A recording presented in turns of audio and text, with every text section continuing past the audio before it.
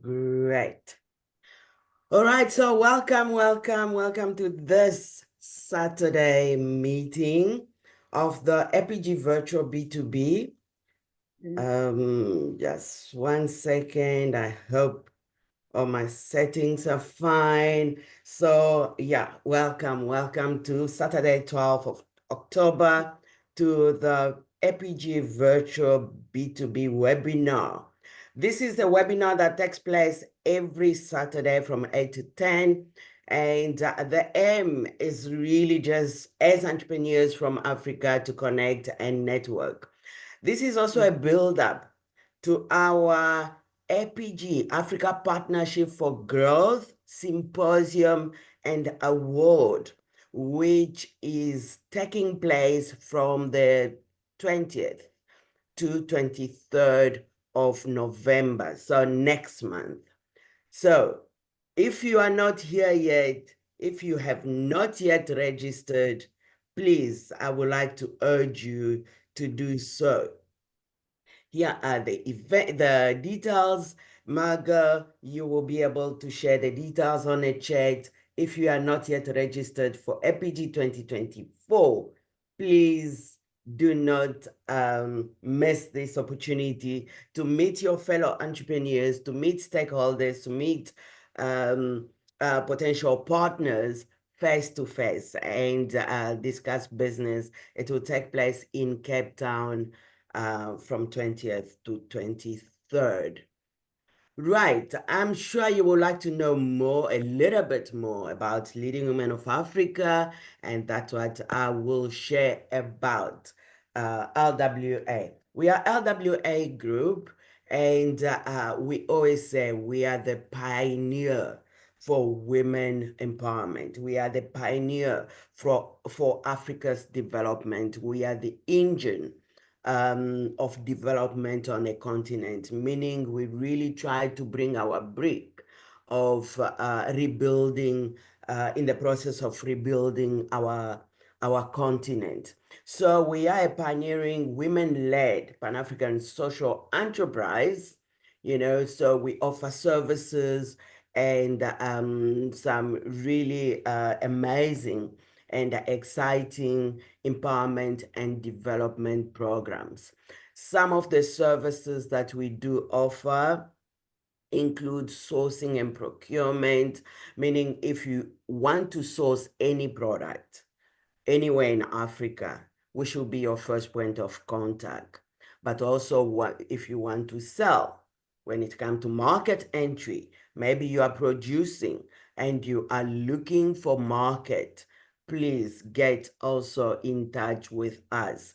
We are building a global network of partners, buyers, funders, and so that's why we position ourselves as the one-stop shop for entrepreneurs, but also for development partners.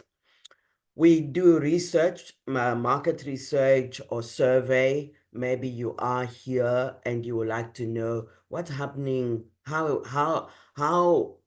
is the process of doing business maybe in Nigeria and Kenya or in DRC or in Malawi. We do have partners in those countries that we work with, and we will be able to produce research or a survey for any country in Africa.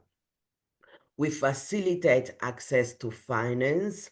So if you are looking for finance, we are building. We're not saying that we have an exhausting list of funders. However, we are building a pool of funders, investors that are constantly looking to, to partner with African entrepreneurs. So it's really one of our main offerings.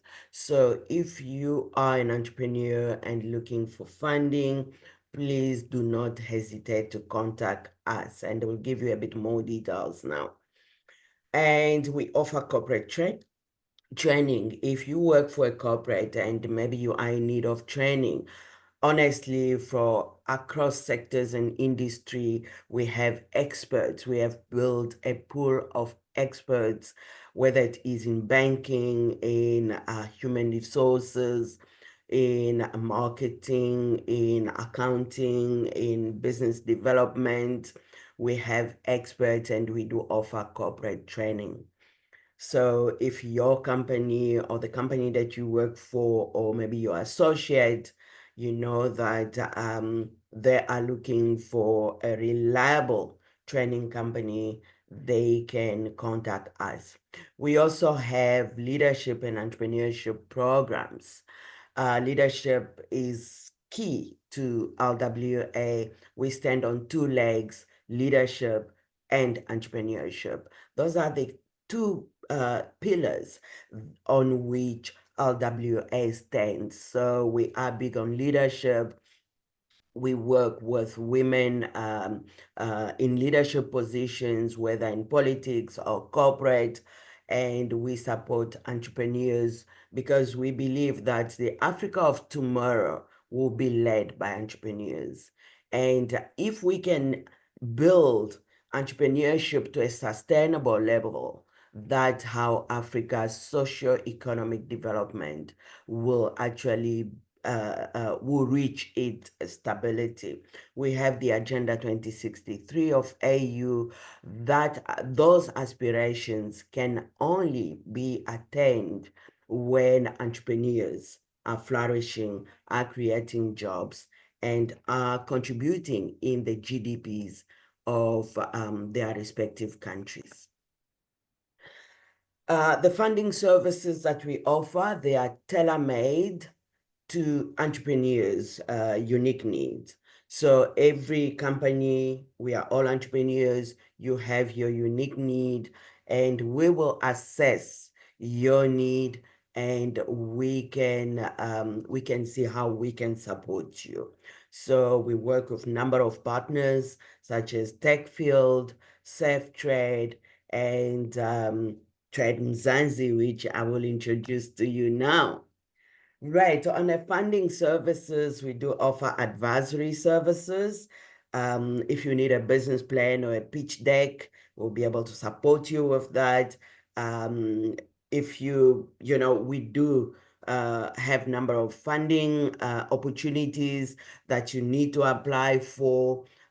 If you need support of that, obviously we will share the full information, even the application form link, or the application form you are free to apply by yourself, but should you need support, we will be able to support you. Technology and digital, very, very important. Most funders, especially as we are entrepreneurs, I can just advise you, a web presence is critical. It's very, very important. So we try to support entrepreneurs with that. So if you're looking for a website or social media or any other technology or digital solution, we will be able to support you. Mentorship and coaching as well, so please talk to us for every need that you will have. Margot will put her email address there. Please get in touch with her and we will be able to discuss your need. Trade Mzansi is one of the platforms that we have launched in partnership with Safe Trade, a French company. And this is a revolution for Africa. So this is basically your marketplace, B2B, but also the funding platform. So for funding, if you would like to speak to us directly, feel free to send us an email. Actually, there is a link that you could send to submit for your funding need. Or you could submit via Trade Mzansi, and Margot will be able to share live link of Trade Mzansi with you on the chat. Right. So some other services that we do offer, still to do with funding, it's called Grant Formula or Global Accelerator. Grant Formula, you see, every time that you would like to submit for an application form, maybe you will pay us a fee. However, if you take, a grant formula, it means that we will be able to submit on your behalf, at least over a period of 6 months, at least 20 grant or project funding application on your behalf. Obviously, we always make sure first that you have the business plan, the pitching deck, a website, because some funders or investors, they would like to know who they're dealing with, so they require a web presence.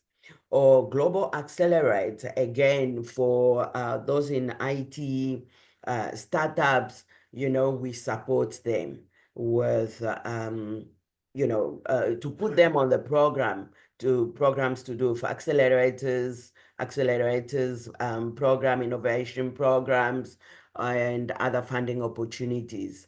And again, those are some services that we do offer. So if you have any interest to actually use one of our services, please get in touch with us. Margot will put the details on the chat box, or you can also submit on that link that is in front of you. So that's basically about RWA. Enough of RWA. Let's move now to exciting program that we have today. It's called a marketplace. Marketplace, where we just want everyone that have come prepared to present to us, to showcase their products or services to a wide audience. The audience is not just in this room. The audience is out there. The recording will be shared on our YouTube channel. So it means the exposure is really, really great. So we're gonna start without any further ado, let's get to the work. Let's start with our first presenter. By the way, for you to present, because we need visuals, you need to prepare a PowerPoint. So while others are talking, if you don't have your PowerPoint, please quickly put something, and you'll get a minute or two to actually introduce your products. Well, so we've got here, I hope Annie is still with us. Annie, get ready to present from all the way from Malawi. Annie is a producer. Actually, she manufactures leather product or leather shoes. So we're gonna hear from her first. Let's hear from Annie. Annie, do you want to present, or you want me to share your presentation, which I need to find? Annie, are you there? In the meantime, you can introduce yourself. And if you came late, you did not introduce yourself yet, please put your name and country where you're from on the chat so we can get to know you. Right. Annie, are you ready to speak? Yes, good morning, everyone. Good morning, madam. Thank you so much. I think you can share my presentation. All right. Just 1 second. So I can share that. All right. 1 second. I will share your presentation shortly.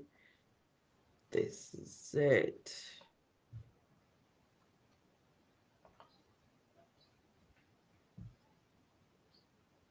Great. Over to you. Thank you so much. I'm thrilled actually to introduce to you Giovanni Footwear from Malawi.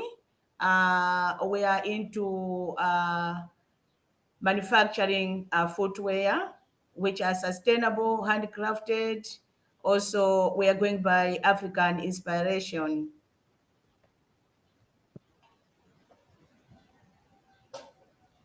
So that is our introduction. This company was founded in 2022 and is a Malawian's premier destination for footwear. We are trying to transform the footwear industry in Malawi, which is inclusive, handcrafted, and sustainable. Actually, we are dedicated to enhancing fashion as well as comfort in every step.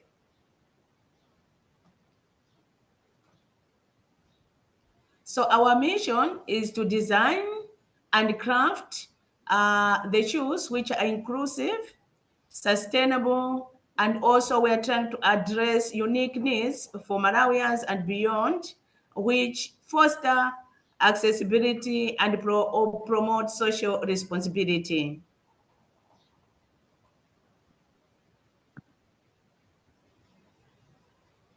As you can see there, our vision, that is me, that was an exhibition for tourism here in Malawi. So we're trying to transform the footwear industry where everyone can be able to access our shoes, which also we're minding that they should be affordable.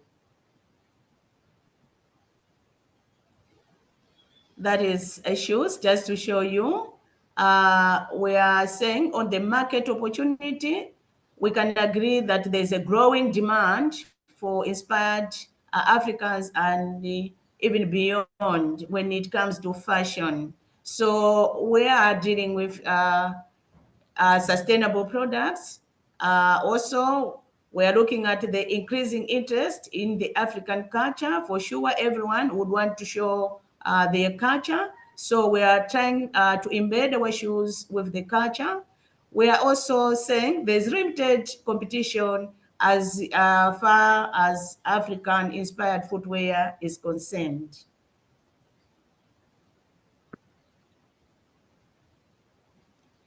On target market, actually, we are targeting on age from 25 to 45.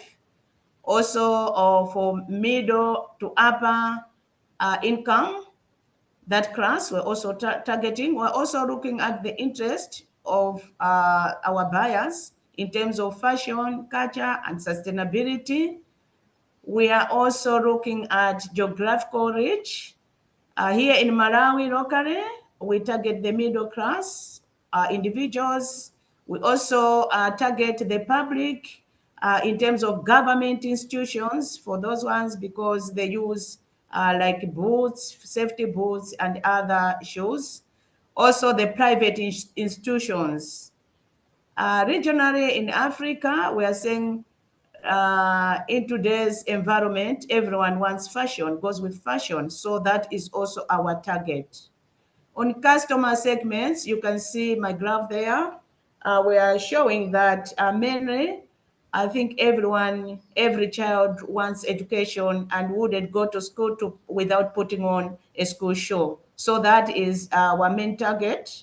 We also look at decent shoes, security, safety, and any other casual shoes.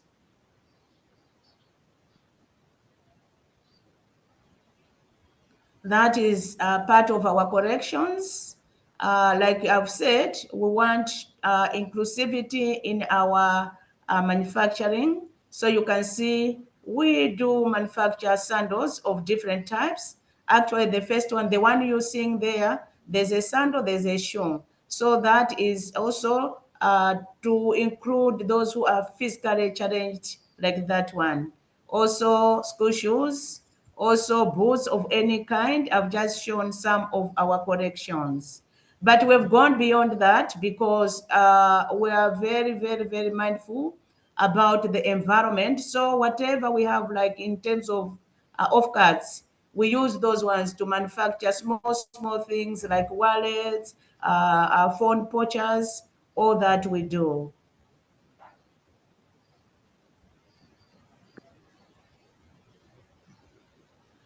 Market competition is obvious. You can see that is me in China when I went for exhibition, and this lady was trying to say, can you be selling my goods in Malawi? So you can see on the competition side, we are overwhelmed with imports from China. They actually cover almost 3/4 of our market in Malawi. We also have a challenge with second-hand shoes, also other imports from other countries beyond Africa as well. Also on the domestic, because we have small companies like Bata, also pep stores, also those who sell the shoes. So those are our competitors here in Malawi.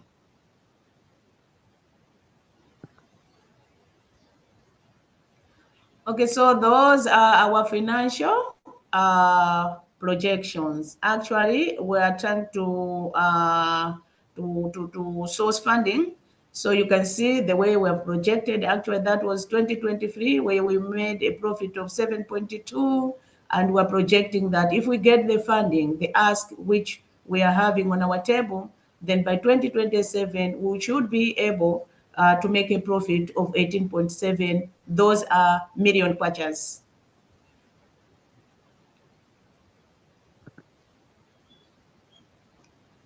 Yeah, that is our team. Actually, it's Joanne Footwear.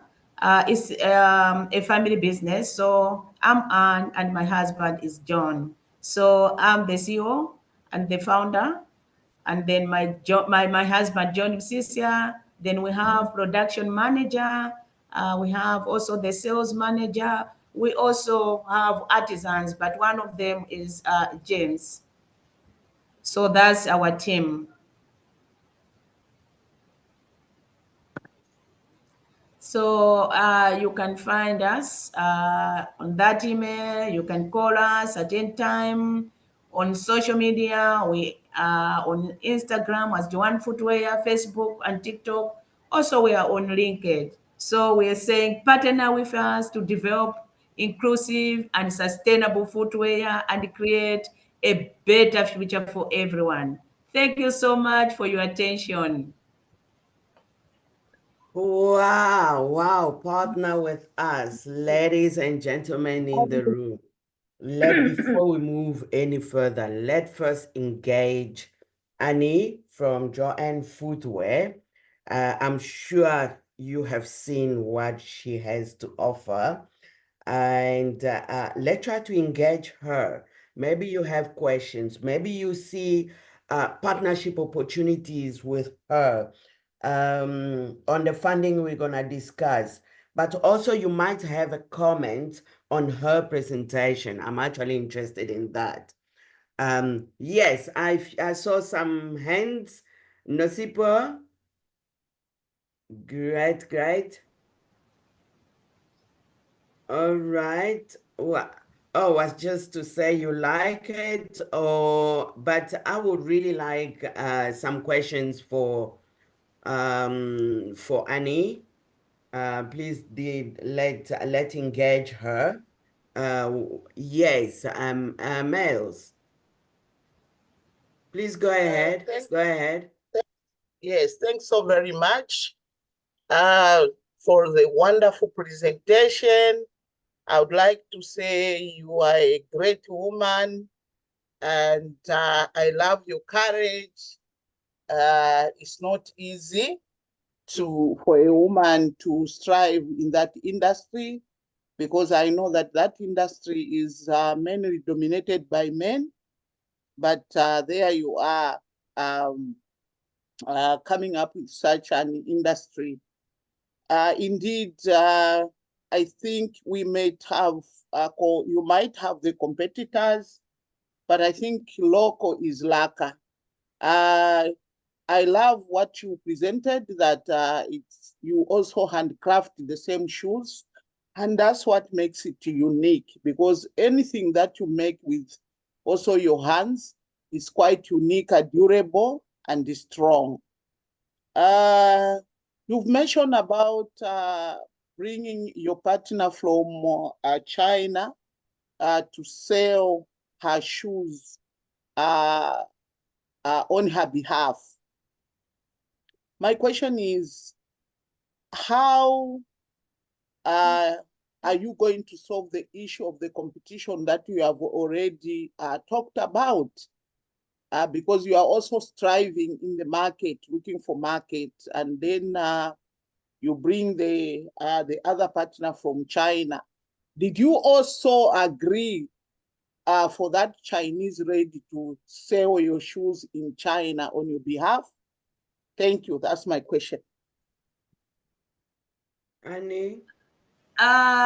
Thank you so much, Myres, for all your comments. Only the China lady, actually, the time I went there for exhibition, it was last year, for China Africa exhibition. So this lady was trying to say, can we have a partnership so that you should be selling my shoes in Malawi or in Africa? But I declined. I told her that I cannot sell you shoes because me, I manufacture handmade shoes in Malawi, and we want to cover the part on the imports. We want to stop importations from outside Malawi or beyond, so that we can have our own brand in Malawi. So that will not exist.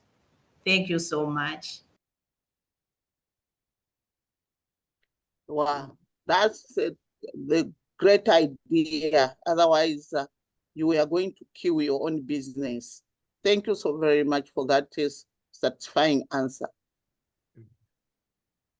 Great. No, welcome. Thank you so much. Adenike, you also have a question. Go ahead, my dear. Good morning, all. Good morning, madam. Madam Annie, well done. You are doing a great job. I am in Nigeria, and in Nigeria, we are striving for women to go higher, to go in there, to do more, because we are the market of the world. Wherever you find anything you find a woman doing, they try to do more with all their energies and go for the best. So I give you all the others. And I've asked that question on the chat. Said, I hope you are looking into exporting to Nigeria because the population is there. What we need is a quality. Let's stop importing the Westerns, the Asians. Let's grow our African products. We have the populations. We can do it between ourselves, and we will succeed by the special grace of God. So I'm asking if you are looking into exporting to other African countries. And since Madam said there is opportunity for finance, I know you may need a finance. But you can start small by exporting to other African countries. Just start small. Then from there you go bigger. Well done. Thank you for the opportunity, ma'am. Thank you so much. Thank you so much. Thank you so much. We'll keep in contact with you as well. I'll be very happy to talk to you. Thank you so much.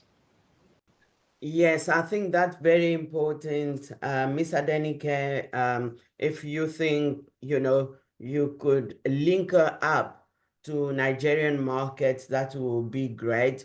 But I think one important point that you mentioned here, Adenike, is very, very important, is Africa, we do have the consumers. We must stop importing from elsewhere. How do we stop that?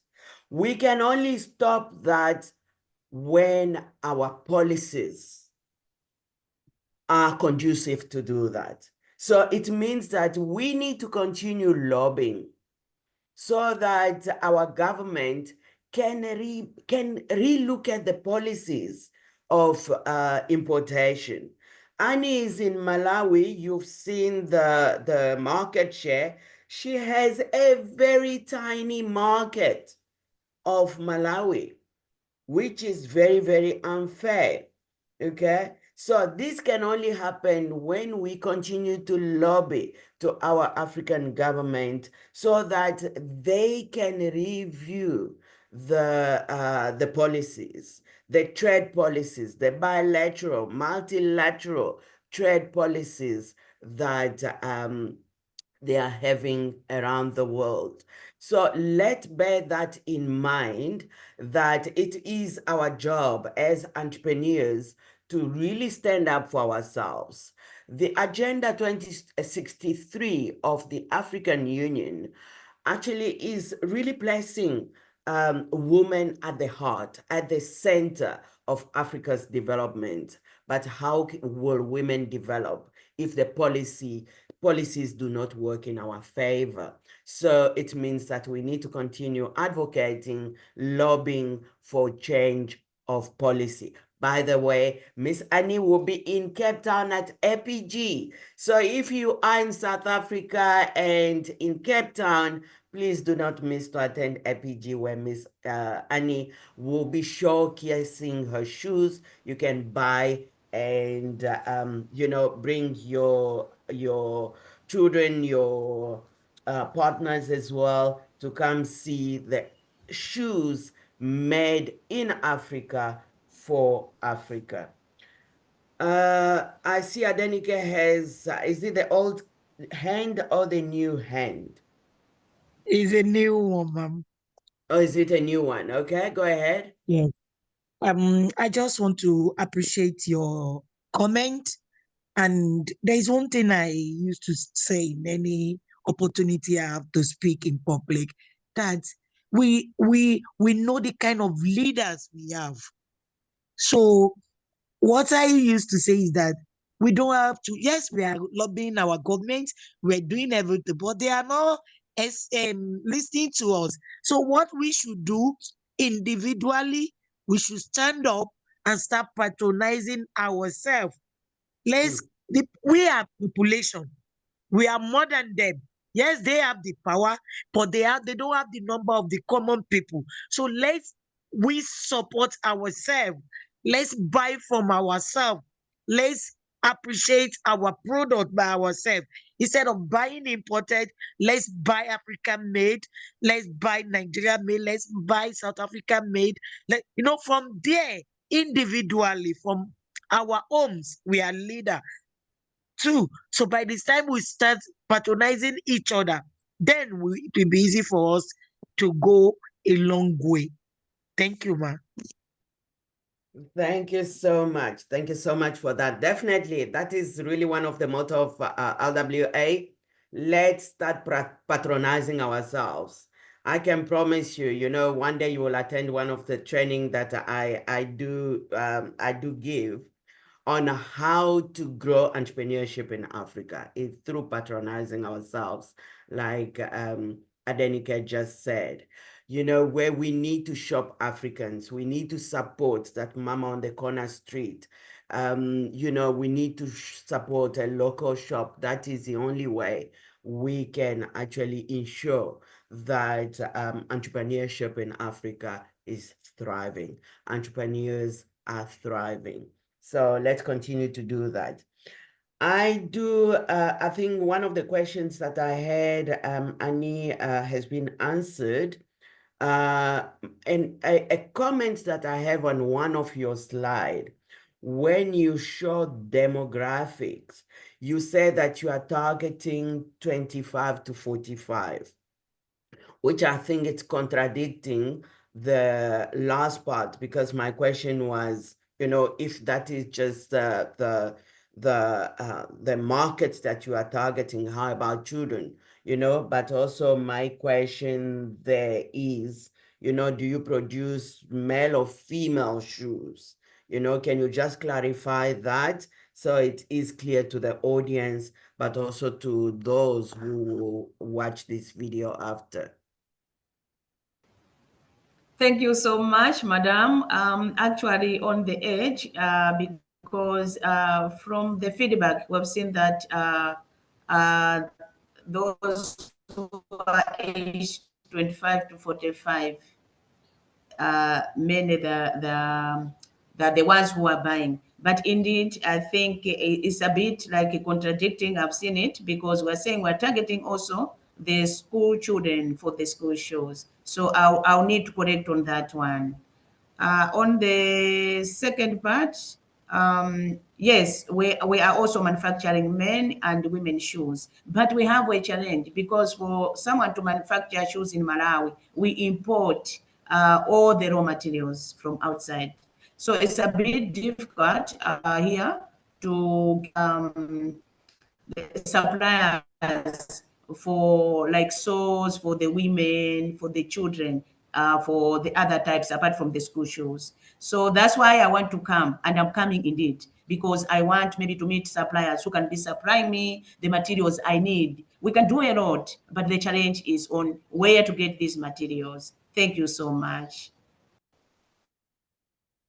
Great. Now, thank you so much. So if we can have the information on time, we can already doing the research prior to your arrival and guide you accordingly.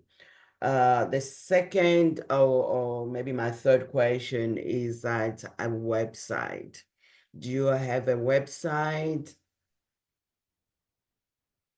Right now, I don't have, but when I wrote Maki, I think I was directed to your group, ICT group, and Okay. they gave me the invoice. I will pay, Okay. and it will be done right away from Okay. there. Oh, great. Yes, and I can't wait for that. Oh, good. Good, good. All right. So we look forward to having you at APG. Thank you so much for that. Definitely, definitely. Thank you so much. Thank you. Great. Okay. Any other Yeah. So, presentation? sorry. Yes, Sunny. Sorry, like I said, I'm traveling to Lilongwe today. So I'll be, of course, I'll be listening. I'll be using my phone. No problem. I'll be leaving very soon. So when you see me leave, then join again because I'm traveling. Thank you so much. Thank you so much. Have a safe trip. Great. All right. Who is next? Okay, there was a question. Annie, you still there? There was a question in the chat that says, what are the strategies that you are using to attract and retain customers? Yeah, maybe that could be very, very important. Eh? What are the strategies you are using to retain and maintain, to attract and maintain customers?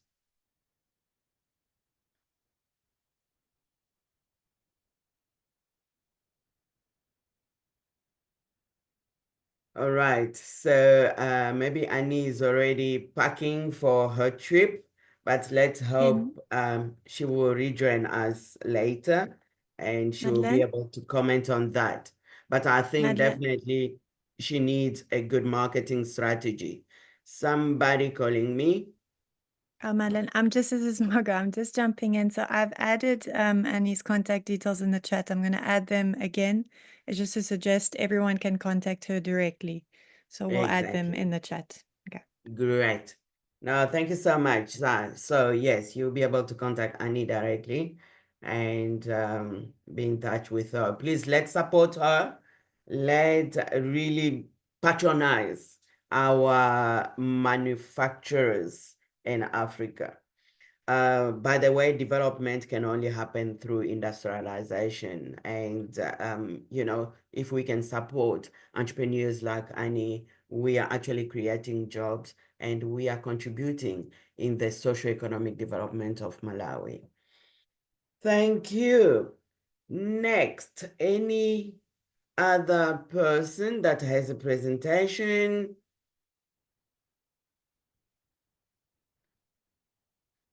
You can just notify us or put your hand up.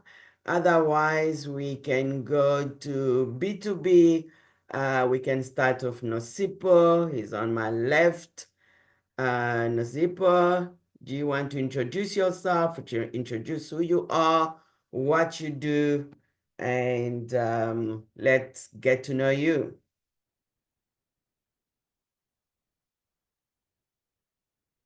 Hi there. I'm just unmuting myself. Can you hear me? Yes, yes, yes, we can. Hi, good morning. Good morning. My name is actually Mandisa. Nozi was my mother. My laptop was giving me issues today, so I had to jump onto her computer. Thank you so much for the opportunity. She sent me the link to this group from a group she's on called Sawid. And Oh, okay, yeah. I'm in that yes. group as well. Oh, okay, all right. Yeah. So I'm based in Johannesburg, South Africa. And actually, my background is in performing arts and drama and the entertainment industry.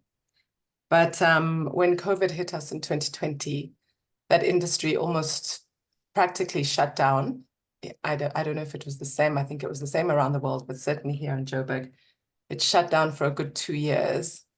And then it was a question of, okay, what do we do? And then I segued into fashion because I love clothing as well.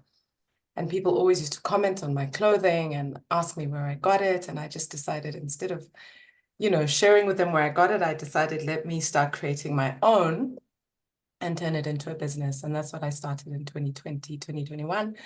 And that's what I'm still doing today. And obviously it's a hard upward battle, but I enjoy it. I'm not much of a corporate person. I'm definitely an entrepreneur. I love the idea of creating things and sharing them with people and running my own sort of ship, if you like, but in a group, in a supportive environment. So it's really nice to be a part of this group. And thank you so much. My brand is called Roma Girl. I was born in a small town called Roma in Lesotho. And that's why I decided to call it Roma Girl. It's a very big part of who I am today. Even though I now live in Joburg and I've lived in England and Cape Town, Lesotho is still very much in my heart and inspires a lot of what I do today.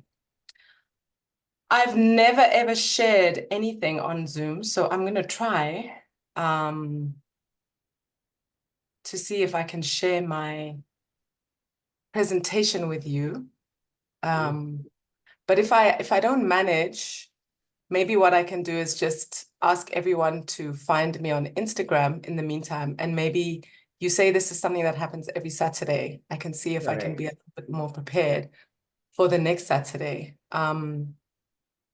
Is there anyone on the group who could maybe guide me? Because right now what I've clicked on is Do share. you see share? Yeah. Yes, I've clicked on that. And now Then you should be able to see, you should be able to see your PowerPoint should be open. Is your PowerPoint open? It's on the desktop, so it's a question It's of how on the I but go. is it open? You need to open it first. Okay, let me just do that quickly. Okay.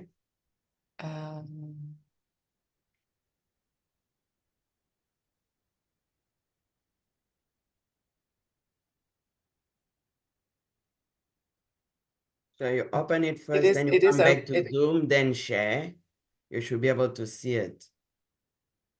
Okay, go back to Zoom.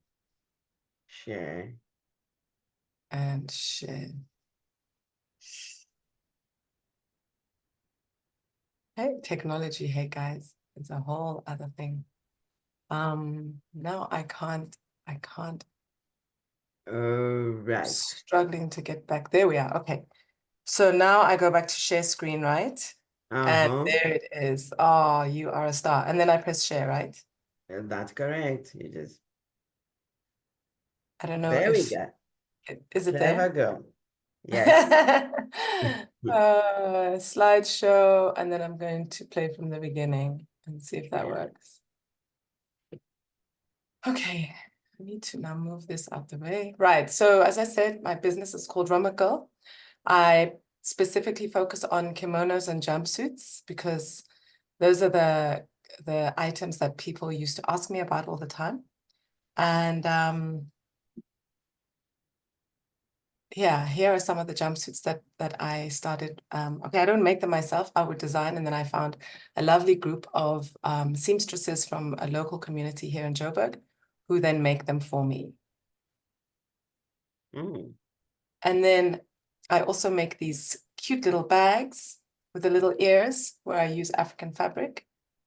And I want to get into making shoes, which is why I thought, let me grab Joanne's details, because I've been struggling to find manufacturers here in South Africa, and I don't really want to go to China. I want to keep the business here on the continent. So I've already followed Joanne on Instagram, and we'll see if we can chat more about that. But yeah, we're a neo-African couture brand inspired by the beauty of African designs and prints with a focus on comfort and durability. Our current specialty is kimonos and jumpsuits. They're all made with and delivered with love, and our aim is for our customers to stand out and feel like the very best versions of themselves. Current market, women aged 28 to 70. So my mom is 74 and she wears my kimonos. She loves them. And then, you know, around 28, I think younger than that, they feel like they're a bit too mama-ish, you know. I like to focus on all shapes and sizes. And so the kimono is actually a one size fits all, which is great. You know, we live in a country where women are all sizes. We have big bums, we have big hips, we have, you know, we have voluptuous, we are small. And I like the idea of catering to everyone in that sense, in terms of size. Yeah. Have I moved? Yes, okay. So these are the kimonos. I'm actually wearing one right now. I don't know if you can see. And they're basically made from chiffon, and then I use lovely African print borders to create that border. Very vibrant, unique, eye-catching, comfortable, African-inspiring clothing and accessories made to make you feel and look like the very best version of yourself. We also do custom design where customers will say, I like that jumpsuit, but can I please put a zip on it? Like this lady on the left, my cousin here. And then the lady on the right didn't want any sort of gathering because she's big. She just wanted it to be loose fitting. So we made this one together as well. And then we make for little kiddies as well.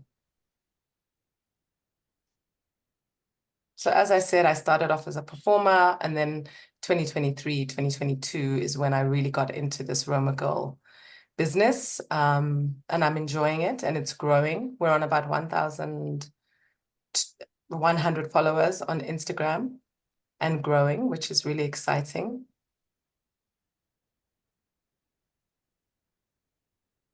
And then these are just a few reviews. I'm not going to go through all of them, but maybe just one or two.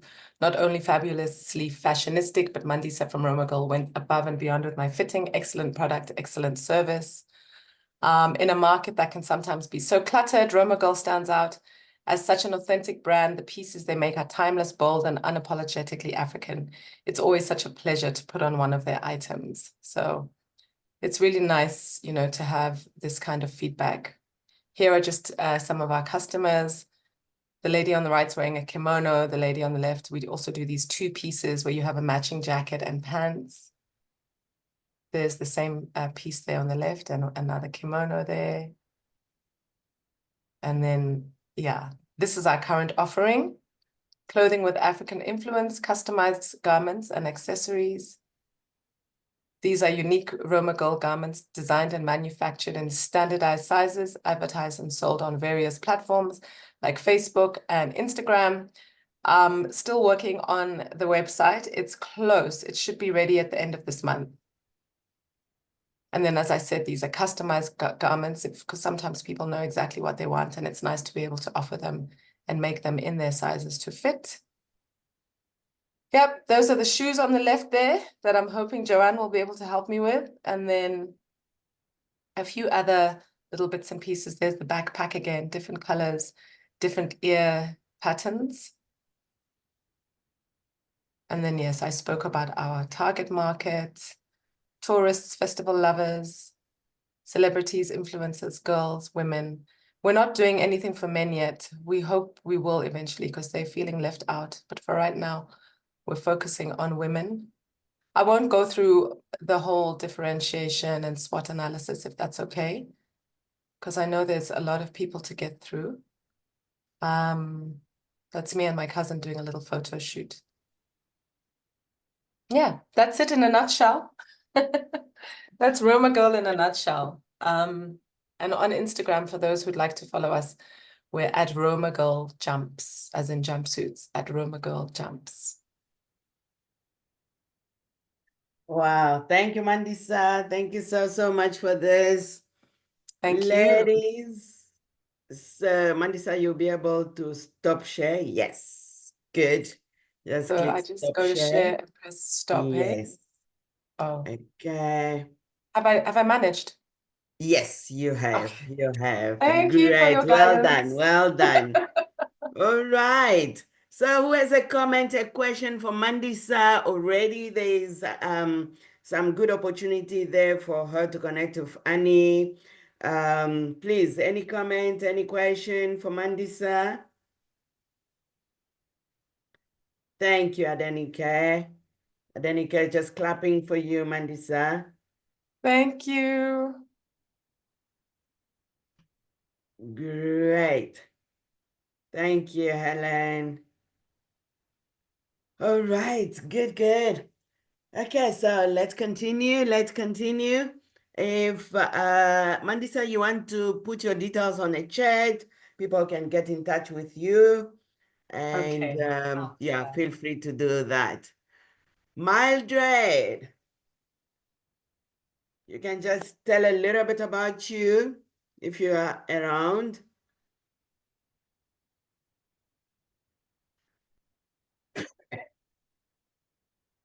We can move to Catherine. Catherine, if you can talk. Hi. Oh, Hayley. Okay. Hi, everyone. I'm Mildred from Kenya, a founder of Tombo Agricom Agencies. I work with women groups on apiculture, trying to enhance the women on skills that they can earn a living through beekeeping, which is environmental friendly, less time consuming, and easy to manage.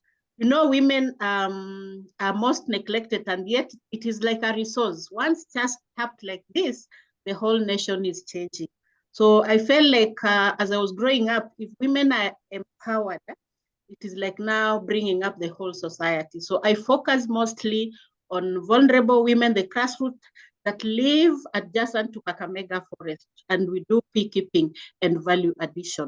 Today I was not prepared with a presentation, but probably next Saturday I'll have something to share. Thank you so much. I'm looking forward to learning more.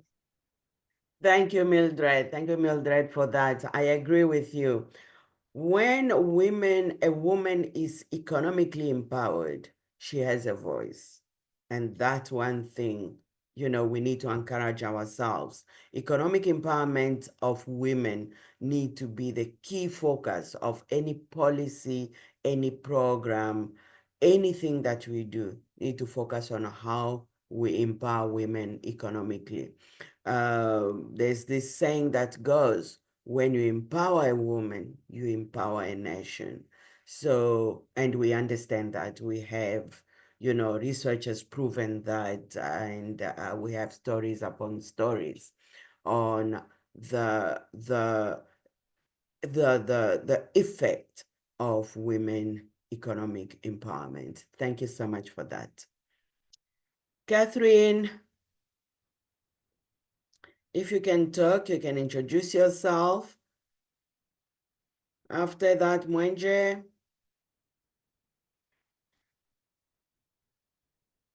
Mwenje, if you are able to talk, let's hear from you. Hello.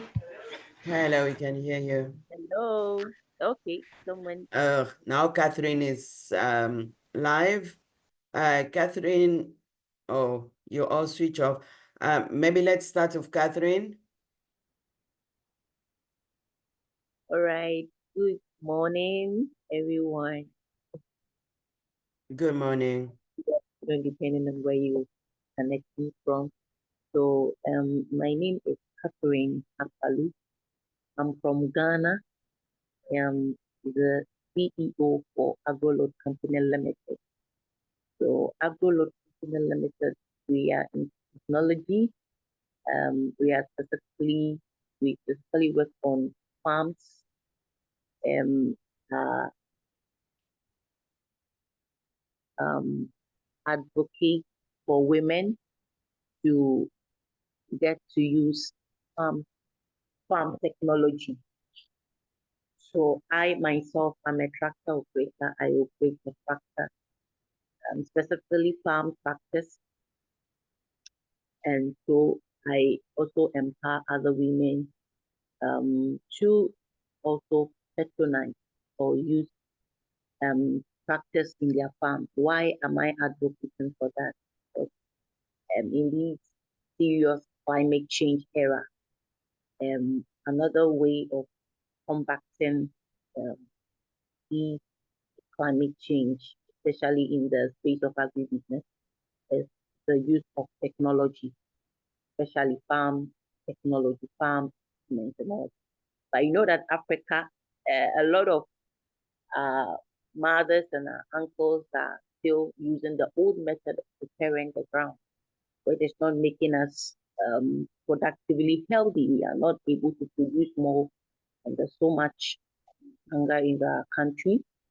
So the use of technology would boost and improve agriculture in Africa and Ghana as well. So that is what I've been preaching on. As I'm talking to currently, I've left the capital city.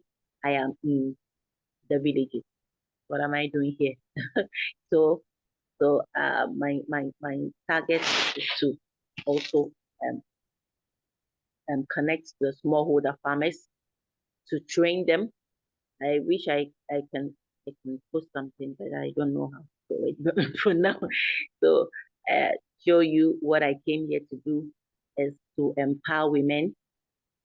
So let me just empower smallholder farmers, specifically women, to be able to have enough produce. And then we are also connected to one international business friend who is ready to buy produce from Ghana. And so, in fact, please forgive me, I'm saying a whole lot of things. But I hope you're getting what I'm saying. So I am into farm technology.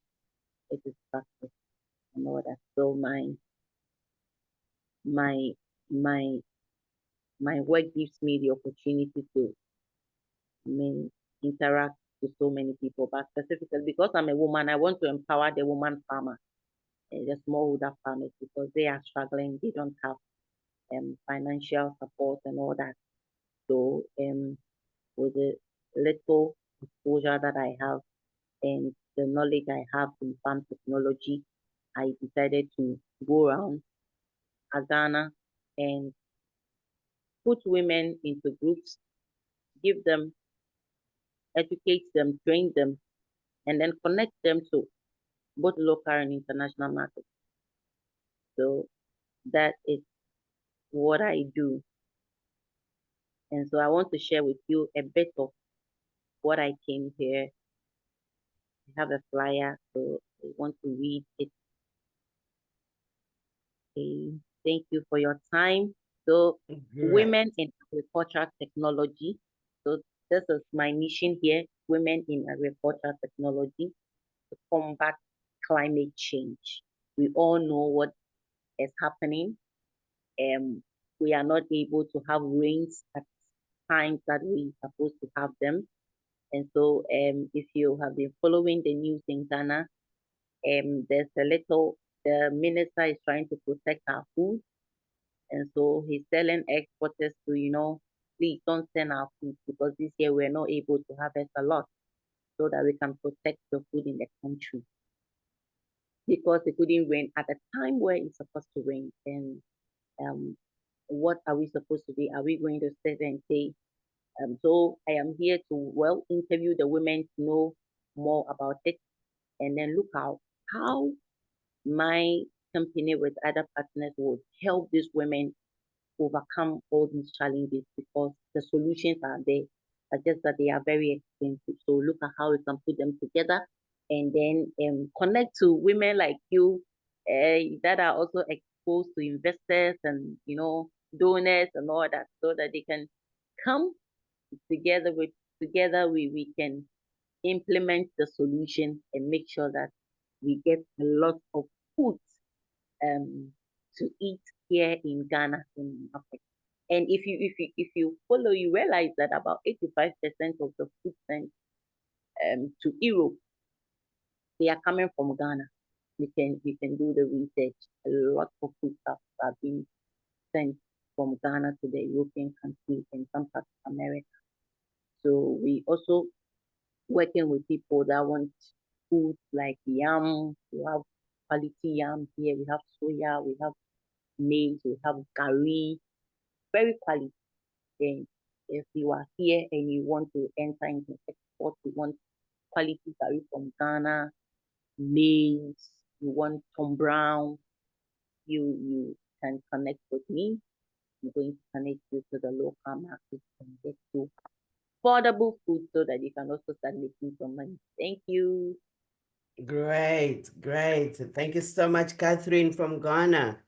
And yeah, so it would be good to know more about your agri-technology programs. 2 weeks ago, we had actually the focus was on agripreneur. So it would be good to actually see what you are offering and see if we can connect you as well from the technologies that were presented from South Africa. No, great, great.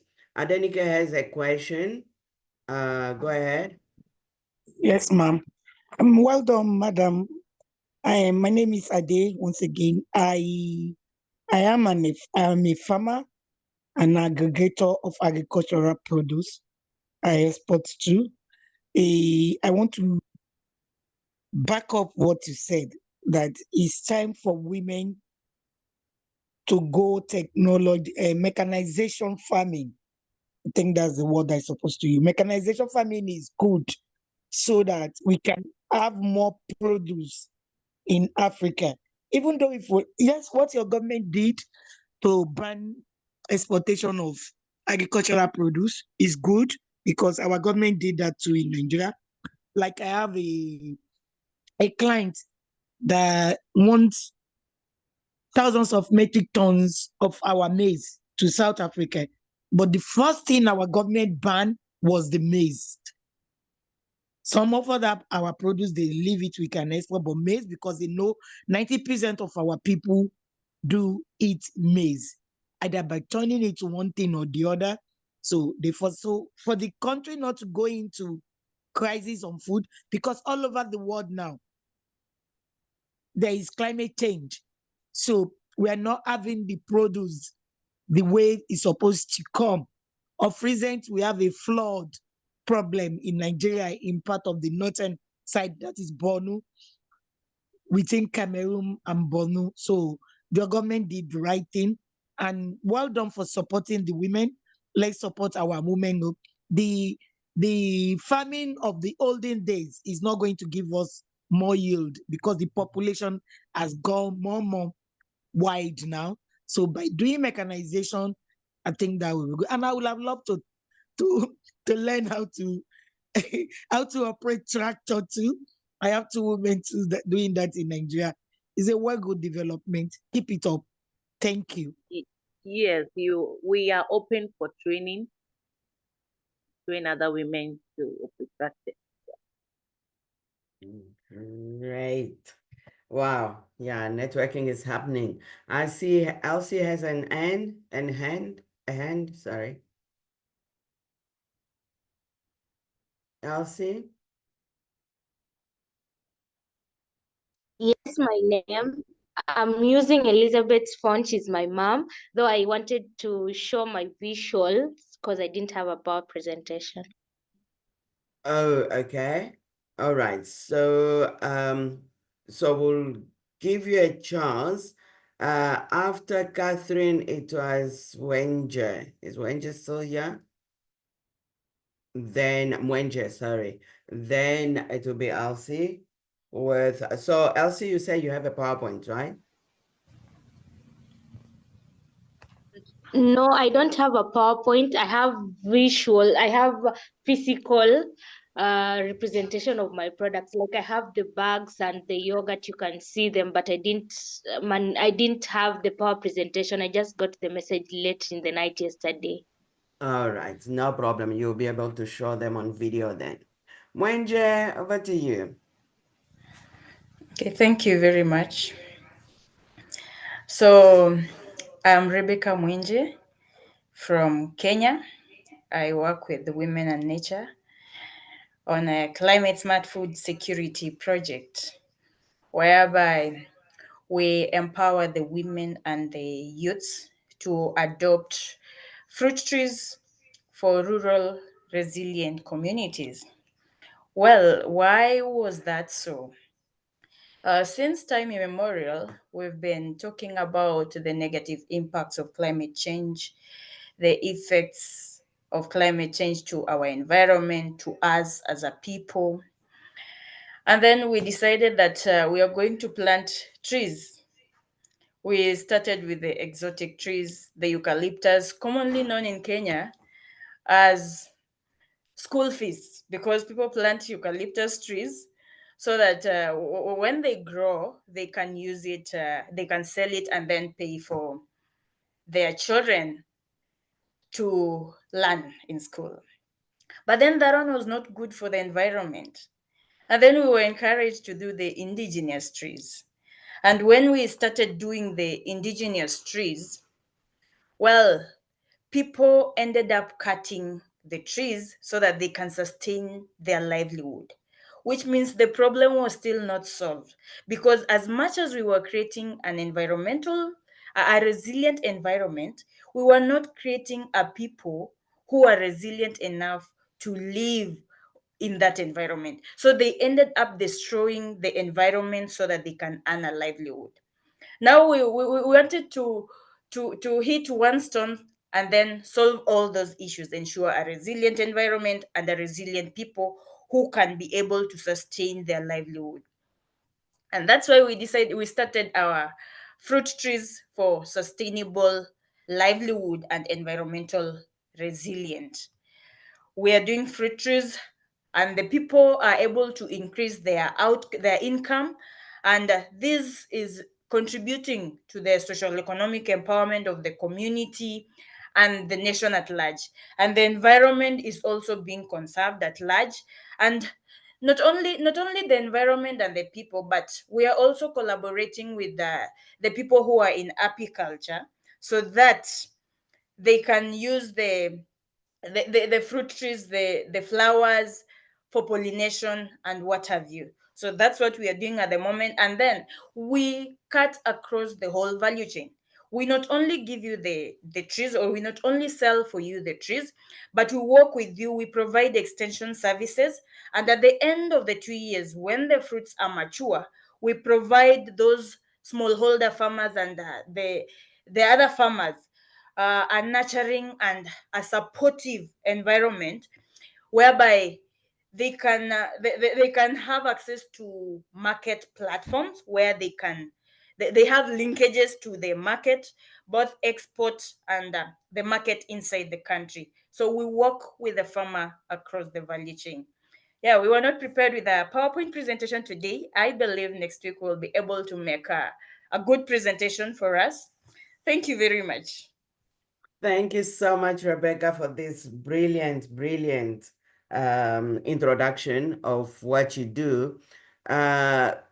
People might have a comment, those in agree. If you have a comment for Rebecca for what they are doing in Kenya, please feel free to make a comment. I just see an wow, there are actually a few hands. Males, shall I start with you?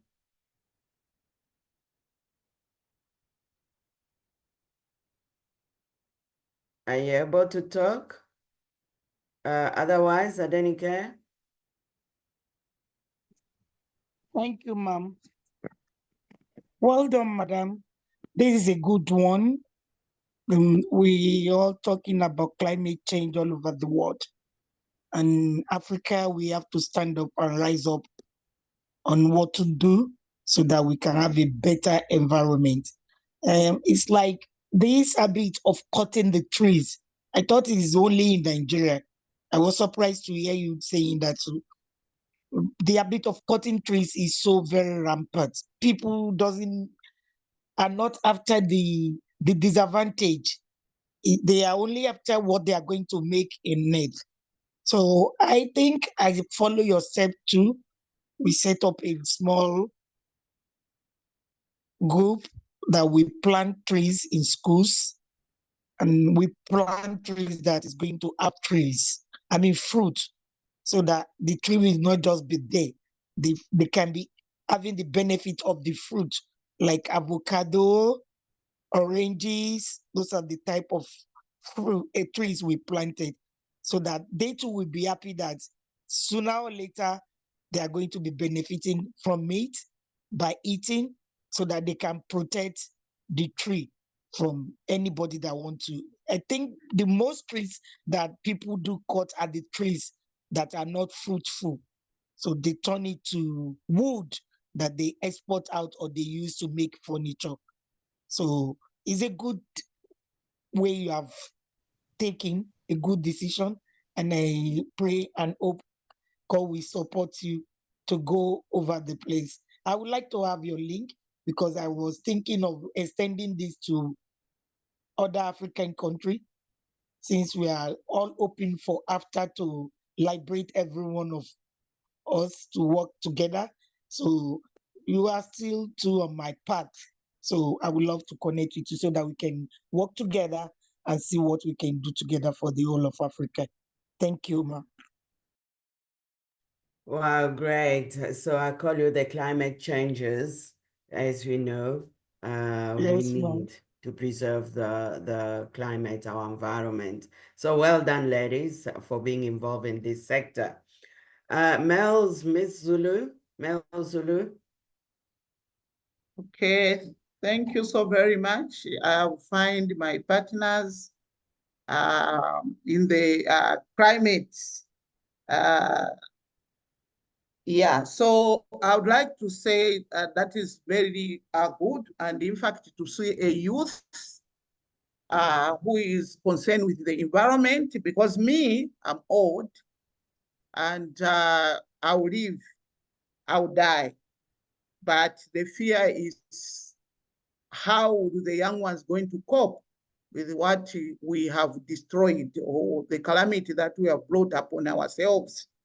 So I would like to say congratulations. We want young ones to hold this issue of climate change by its horns, because I can assure you that we are killing ourselves.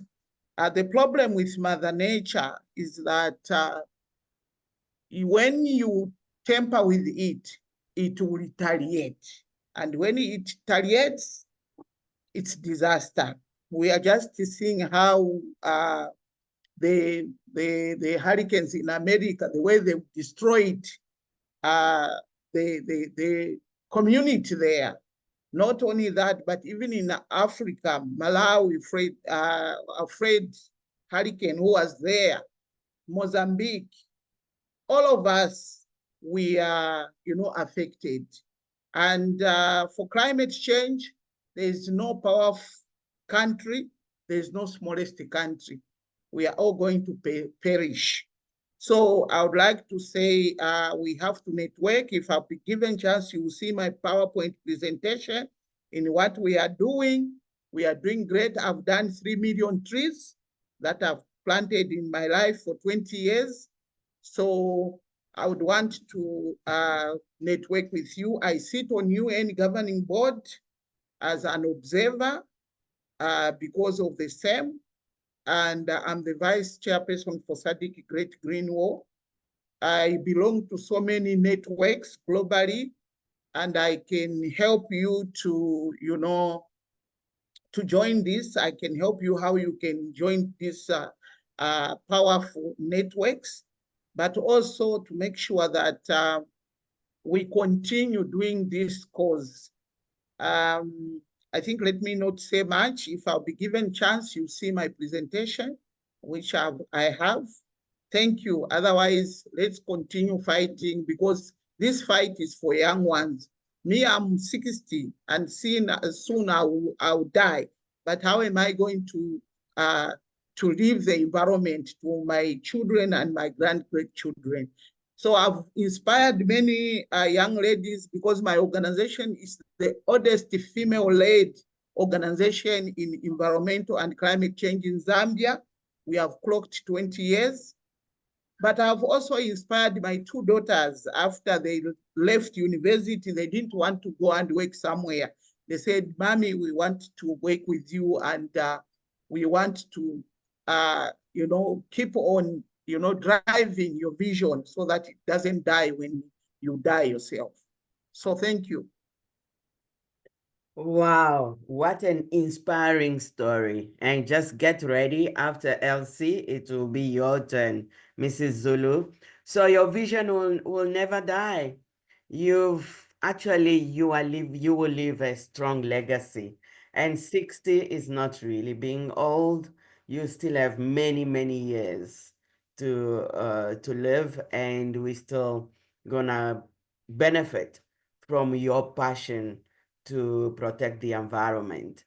So climate changes there, the network is growing. So connect with each other so that we can continue to protect our environment in Africa. And yes, more and more, let's continue to pass the message across.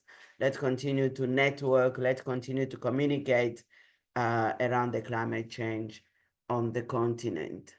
Thank you so much. Mrs. Zulu, you can get ready. After Elsie, it will be your turn. Elsie, let's hear from you now and let's see your products. Okay, thank you. Let me just turn off. Okay, my name is Elsie. Good morning, everyone. My name is Elsie Gakuo. I'm from Kenya. I process yogurt. I process probiotic yogurt and make beaded accessories, bags, table mats, earrings. So since my bottles are a bit white that can't be seen, here is a sample of the probiotic yogurt. This is strawberry. We make it in vanilla, plain probiotic, and we also make maziwa mala in Kenya, that is fermented milk. So apart from the probiotic yogurt, we also have the fermented milk. Let me show you some of my work. Just a minute. Some of my work. Make tomatoes from beads.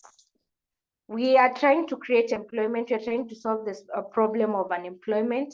We are making bags through youths who have finished school. Since there's a problem with employment, we are creating employment by training them and allowing them to also earn a living. Whenever we sell, if someone has made a bag, they get a percentage from it.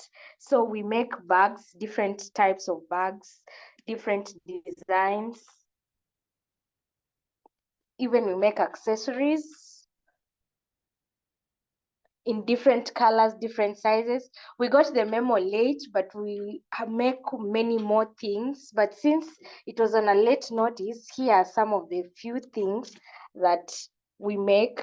We customize, I say we handcraft to perfection. So here are some of the work that we make. Our main marketing tool is through social media, TikTok, Instagram, Facebook, but we basically still have a challenge in getting sales and getting more sales that can be able to sustain us, creating employment for more people.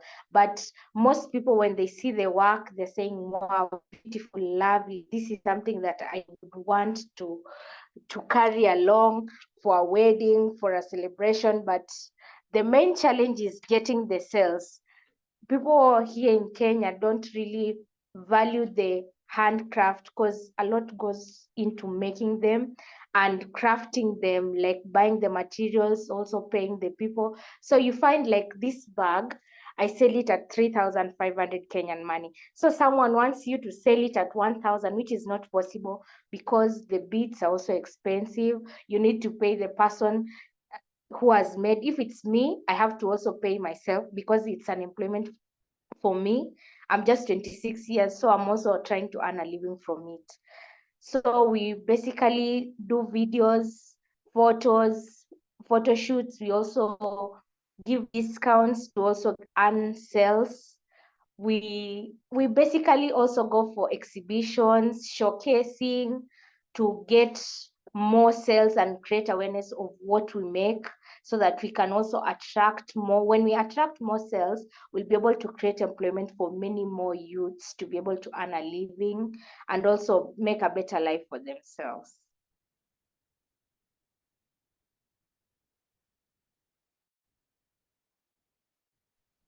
Elsie, impressive work. I'm sure ladies in the room and those who will watch your work on social media, how can we support Elsie? This is amazing work.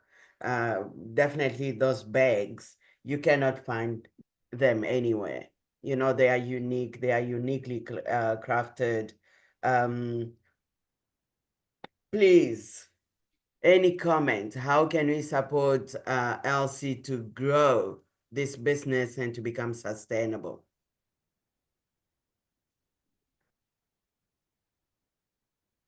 If you have any comments, please do not hesitate to share with Elsie. Yes, Mrs. Zulu. Yes, so how we can help is, I don't know whether she's heard about the platform, 50 million women projects that is run by COMESA. So I think Kenya is part of that. I will share the link later. All you need is to join the same. I'm one of the admin there, so that you can advertise your products online, because this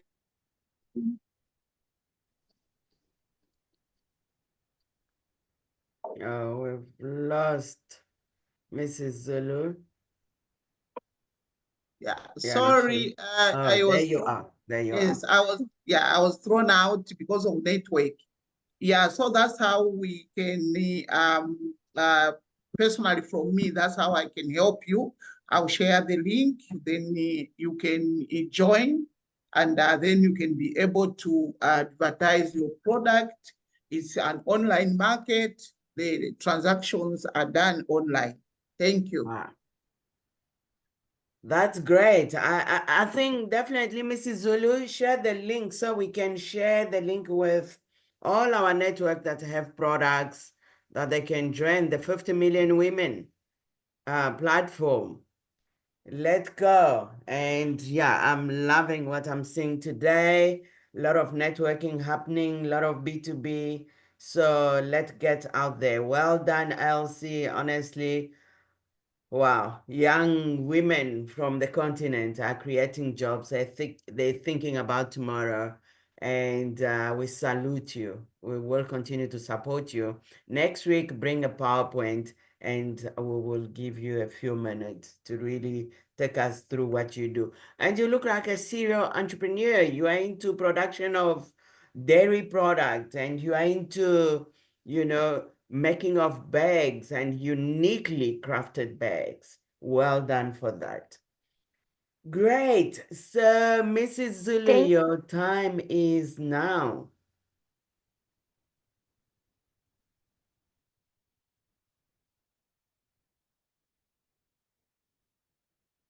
Are you there? If your network will allow you to. Okay. Can you see something? Okay. Yes, we can. All right. So, Miles Zulu Muke, I'm the CEO and the founder of Safe Environment and People Agency. This organization, I founded in 2004, but it has a history behind this. This organization was not a donor-driven. This organization was a problem-driven.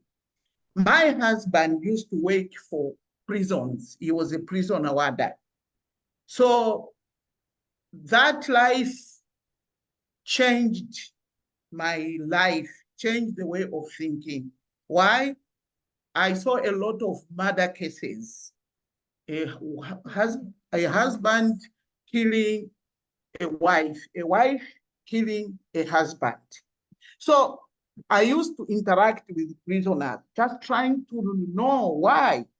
And certain prisons where we used to go, there were no female warders. So they would use the wives of male warders to inspect or to, when they brought a female prisoner, to just to try to search them, interrogate, them to see that they don't have dangerous objects in the prisons. So when I asked what was the problem, why were they killing each other, I would ask the wife. The wife says the one who is incarcerated, the husband that died. The answers I got was resources, lack of resources.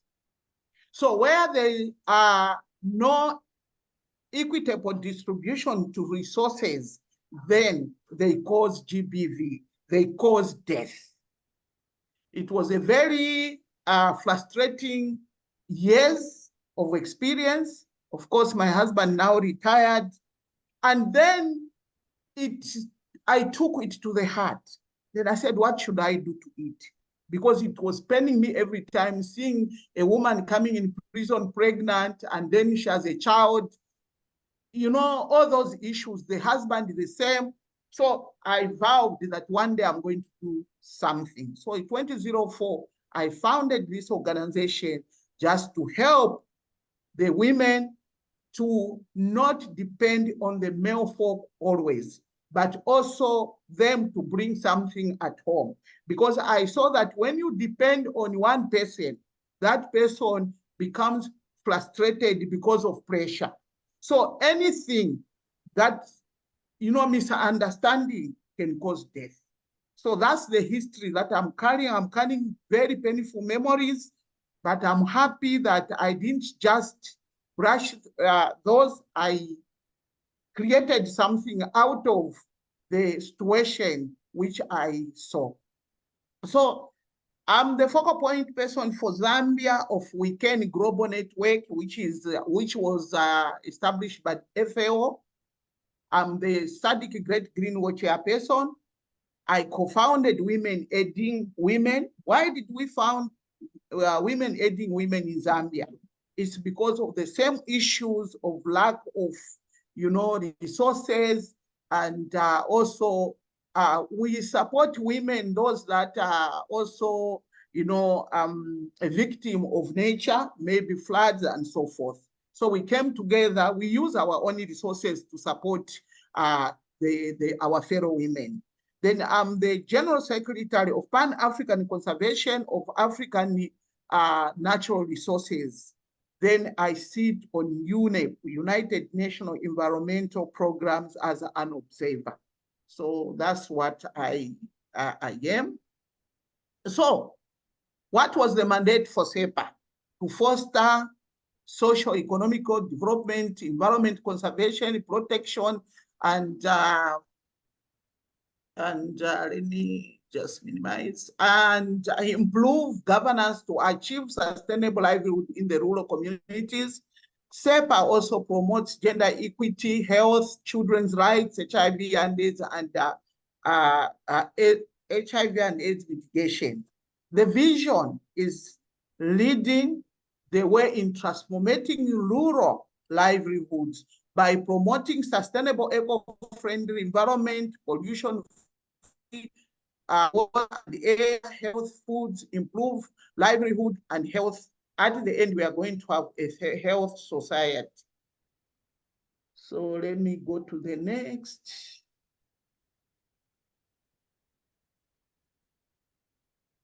Okay, so what is our mission? Creating an environment where people can realize their rights, advocate a meaningful development into a society. Priorities, areas of focus is environment, agriculture, food security, climate change, adaptation, mitigation, social accountability, gender equity, and women empowerment, energy, land degradation, water, sustainable extractives, education, child protection, health, HIV and AIDS, capacity building, and knowledge sharing. So the projects that I've run so far, I think these, I'm not going to read them, but let me show you the pictures. And then before we do anything as SEPA, we have these framing questions, which helps us to achieve what will it take SEPA to achieve SDGs. You've heard about SDGs. And if you don't know the SDGs, is that globally, all the countries are struggling to meet the SDGs, and yet we have only 6 years to go. So we have only achieved 30% as a country. So the question is, whatever you are doing, you need to have these questions in your mind. What will it take to achieve? What will it take SEPA to effectively work with the local communities, traditional leaders, line ministries in fighting effects of climate change and land degradation? What will it take SEPA and other CSOs to enhance food security and improve nutrition, smart agriculture, and agroecology, sustainable methods amidst the war and the pandemic breakouts such as COVID-19? What will it take SEPA and other CSO in SADC, maybe in Africa, as a network effectively and partner with and donors fighting gender and climate justice? So those are some of the issues. Then let me go to the next one. I'm not going to take much of your time. So this is what we have achieved. Irrigation system, 1, women are overloaded with chores and they don't rest. So how do we address such kind of problem? 2, we are in a dry land, okay? I think Southern Africa, including East Africa and other African countries, we are in a dry land. We have challenges of climate change. So how are we going to talk about, how are we going to solve the problem of food security and sustainability? So 1, we install a borehole. We install boreholes. This is the borehole. You can see those are tanks to help women farmers and of course men, few men, youths, people living with disability to produce throughout the year. We have gone out of, we don't want women to water their plants using cans because we are increasing the labor on women. Their backs will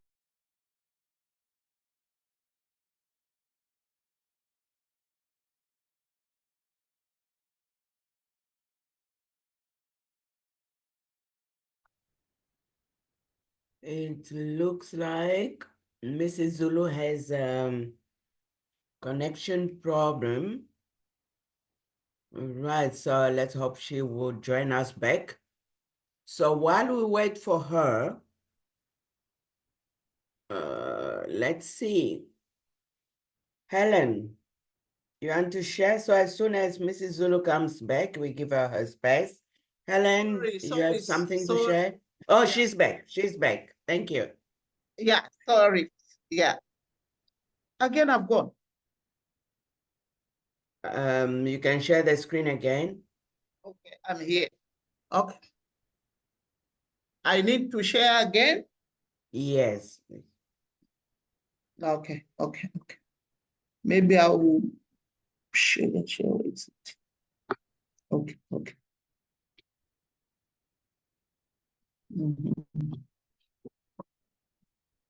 Yeah, so we use irrigation. I just want to be quickly, my network is not stable. And then they produce throughout the year.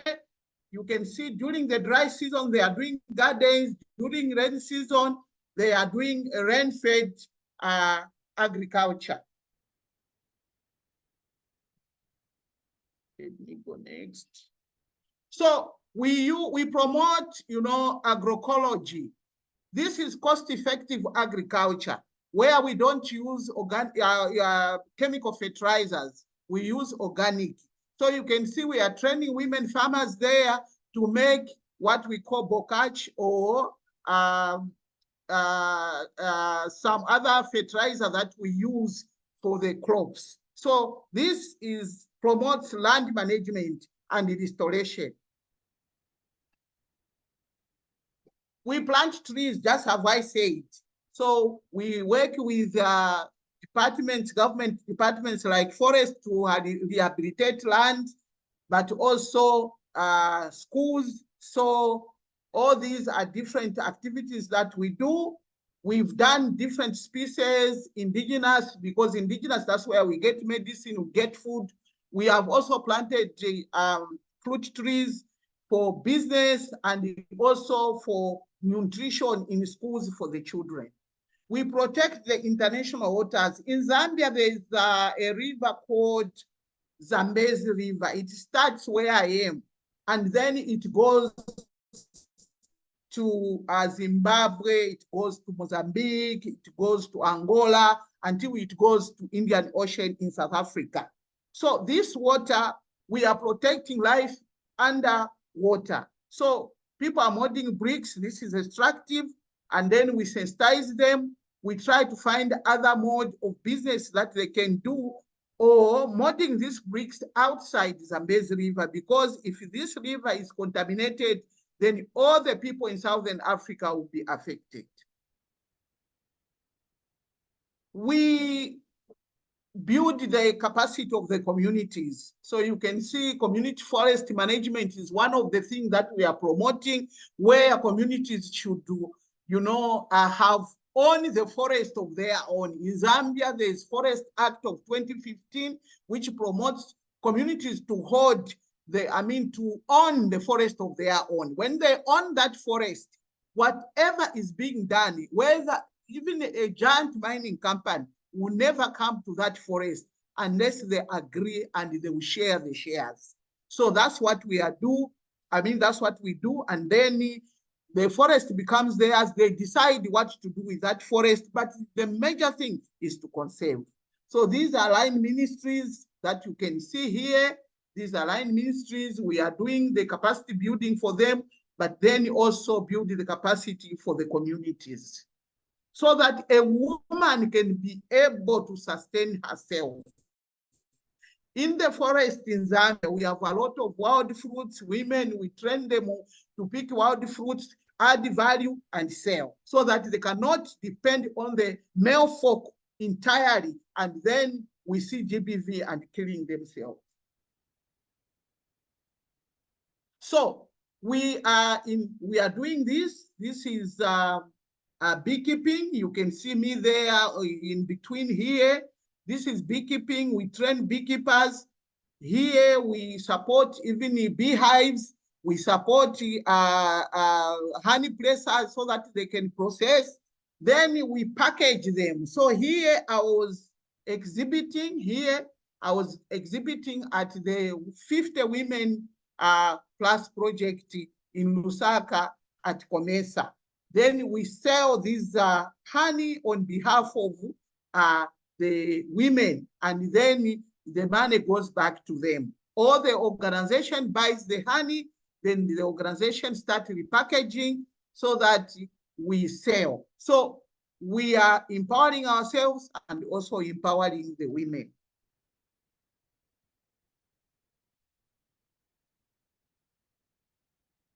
This is women land rights in the extractive industry. Extractive industry is a notorious industry because it takes away the right of women land rights, the right to clean environment. So we had to start engaging this. It's not an easy task because we are fighting big boys, but we have managed. because first thing, we talk to traditional leaders on one-to-one on women land rights. A woman is supposed to own land. All this agriculture that we are talking about, if a woman doesn't have land, then there's nothing that is going to happen. A woman will develop land, if it's on rent, this year, the other year, then the owner will claim the land just because a woman has done something good to that land. So we don't want that. Zambian policy offers women 50% of land in the country to go to women. And then there's 10% for youths. Men and women can also, compete.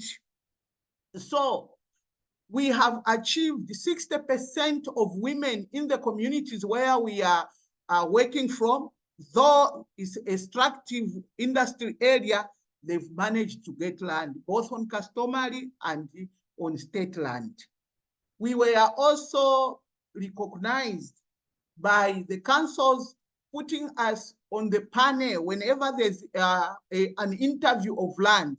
They will invite SEPA to be on the panel so that they can support their fellow gender or their fellow women. So that's what we do, of course, balancing issues. So by doing this, I think we are very, proud of ourselves, because this was war and we are still fighting it.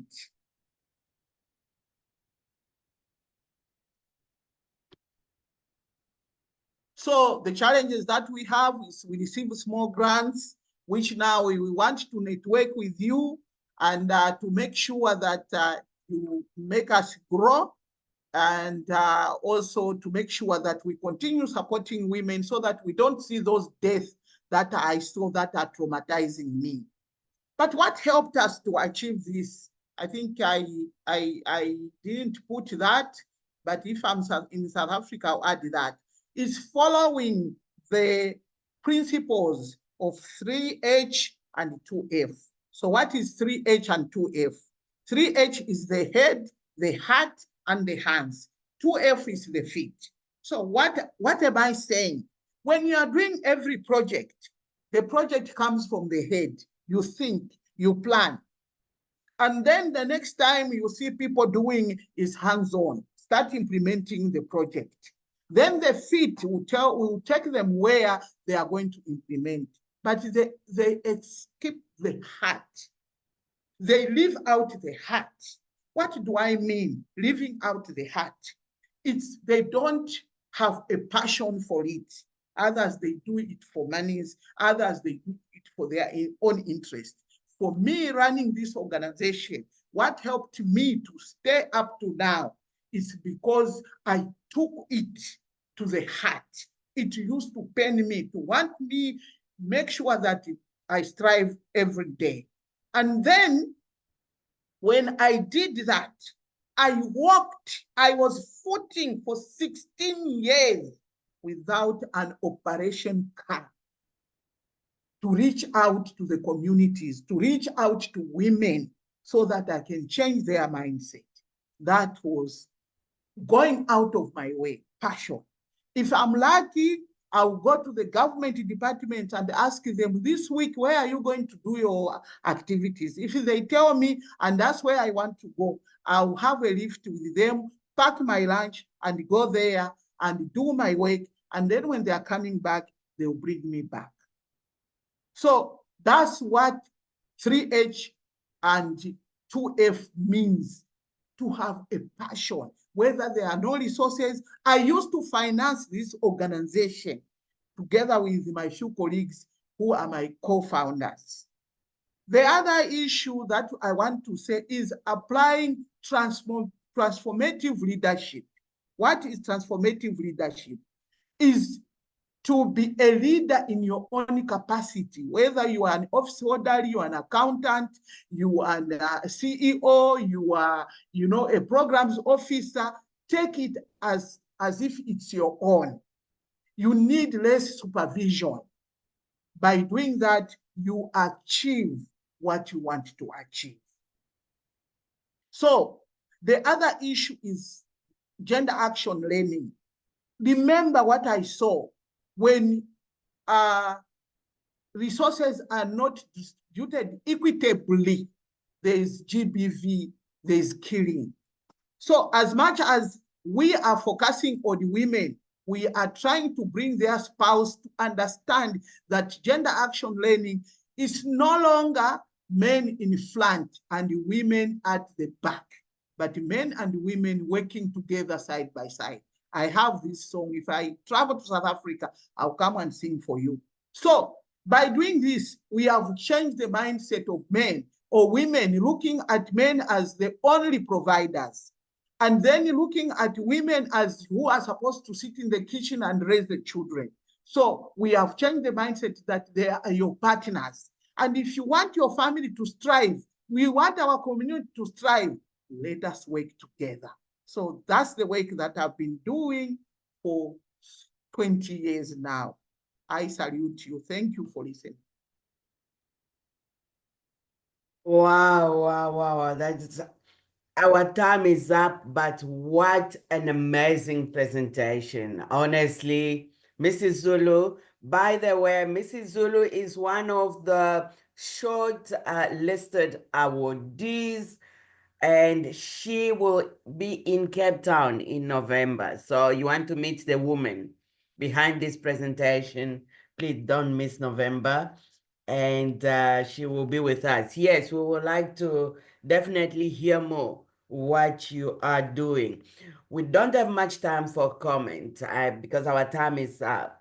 However, if you don't mind, we can take an extra 5 minutes just to comment because there's just so much, even just on my side, there's just so many points that I would like to comment, especially on policy and so on. So let's start with Mildred. A quick comment or question. Our time is up. Thank you so much. I'm so impressed just listening to Zulu. The passion she has is exactly, I felt like she's in me. The passion she has for the women, just making sure that that knowledge transfer. Women are not dependent. They can stand on their own and do something. I'm so impressed. Zulu, I really love to also work with you. I'm so impressed with what you are doing. That is what I'm doing, and I'm so happy. Thank you so much, and God bless you. Wow, thank you so much. Thank you. We would like to talk more, but we'll talk more in Cape Town. Mrs. Fosa Pierre, you have a question or a comment?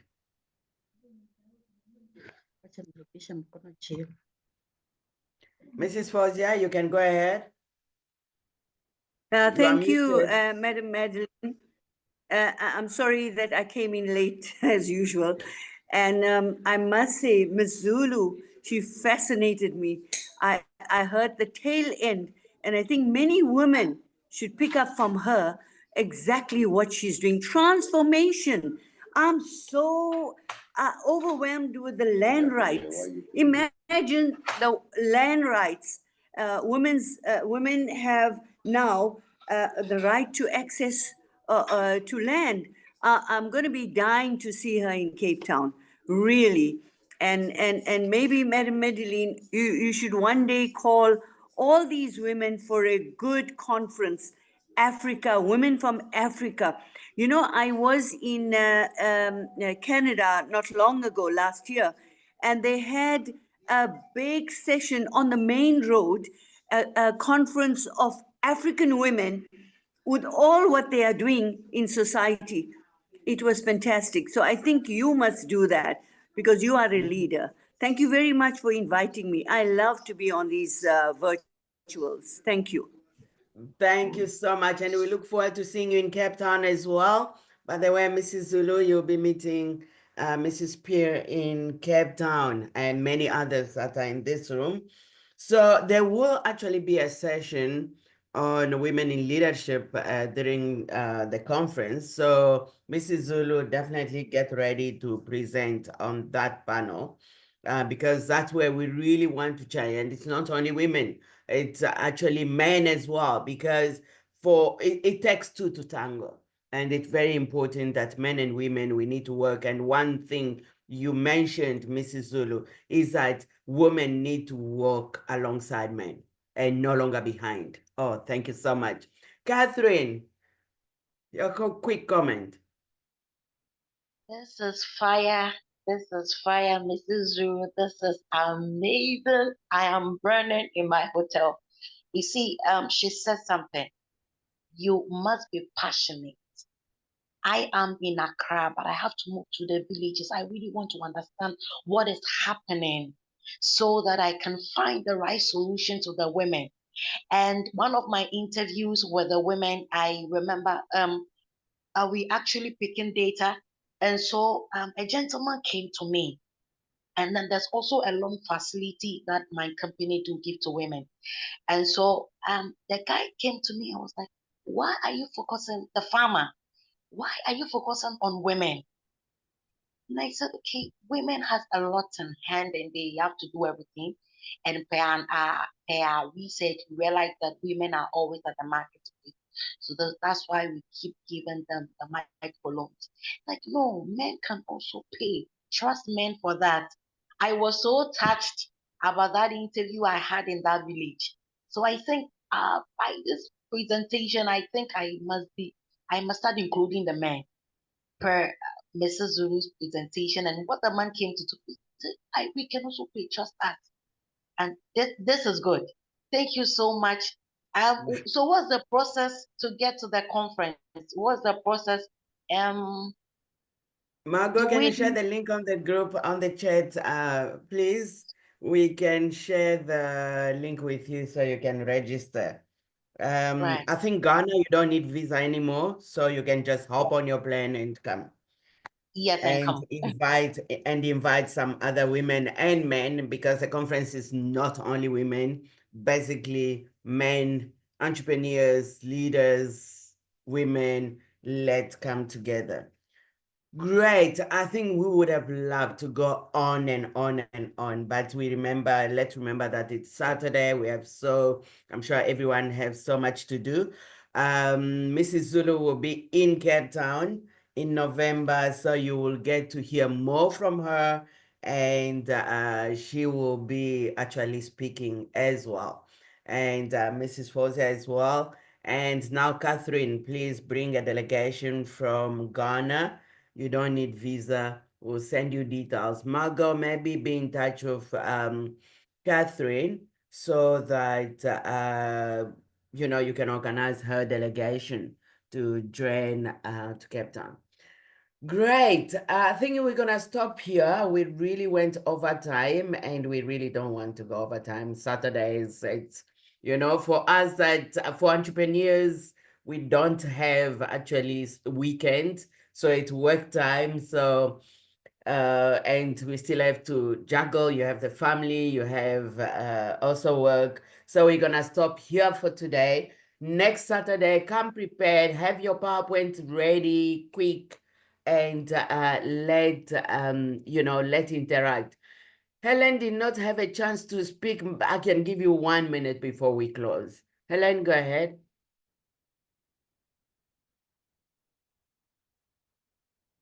You are muted, Helen, if you are speaking.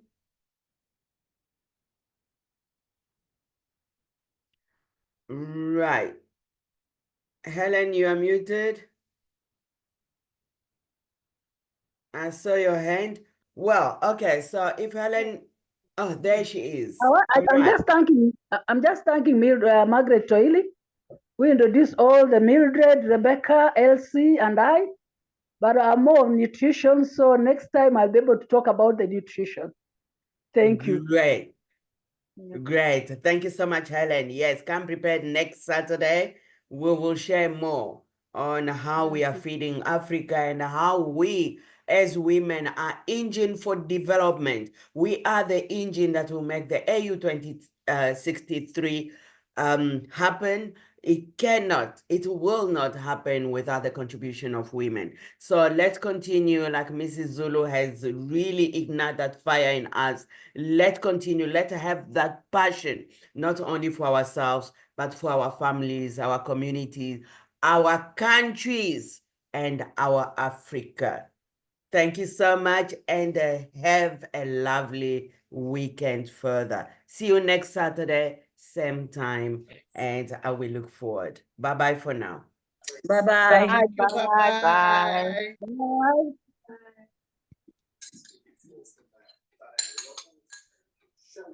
Now Bye. you- Thank you.